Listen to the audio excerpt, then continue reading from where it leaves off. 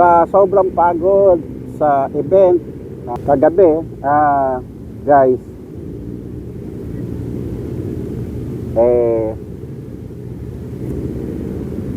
maaga kaming gumising kanina madaling araw, 5 AM sa Iloilo. So and then sinundo kami ng aming service van going to Katiklan. So pagdating naman dito, guys, hindi na ako nakapag-vlog magmula doon sa may port area,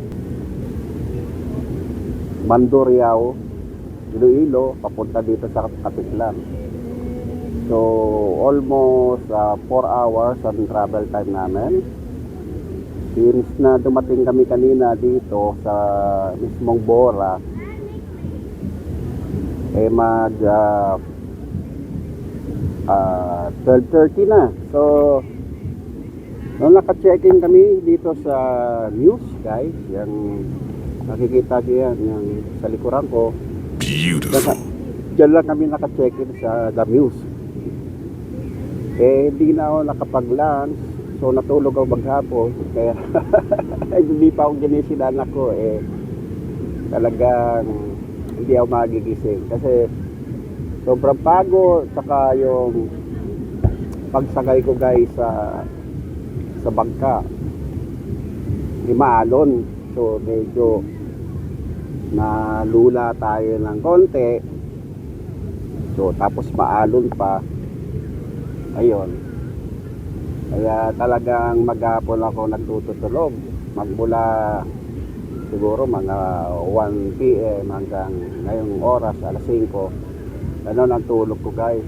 Talagang bumawi lang sa tulog. So tinatamad na akong kumuha ng mga videos kasi gusto ko lang mahiga. Ang problema, guys, may ganun akong body mode. Pagka nahiga na ako, ayaw ko nang bumangon. So ayun. So buti na lang, salamat sa pangalay ko at ginising pa ako. So ito ngayon, mag-alas 6, guys. Ali ang kuwan dito, guys, ang oras ay 5:47 PM. So magsi-6 na.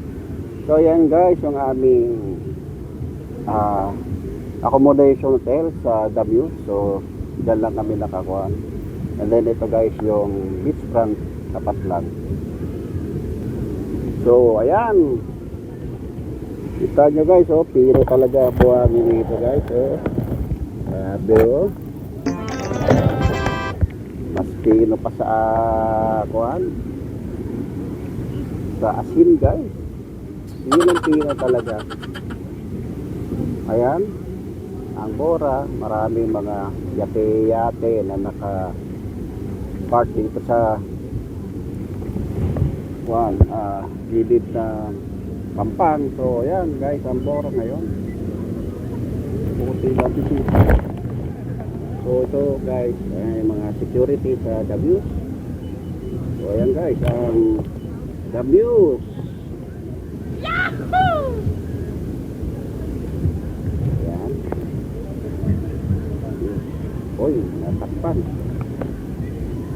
So ang second floor lang pala yan, pero okay naman, guys, yung hotel room nila dito. Ayun. Kita nyo, guys, ang panahon makulimlim. Nag-uulan, guys, nung pumunta kami rito, paambon. So pahinto-hinto lang. So ito ang Bora ngayon, guys.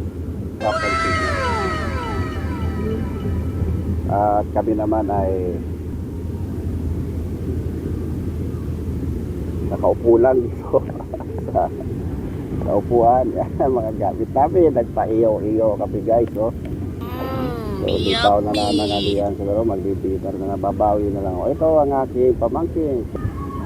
Ayan. So yun, guys, siguro maya-maya konti, ayaw ko kung makakalapit ako doon sa tubig. So magbablog din tayo. So hanggang sa muli, guys, paalam.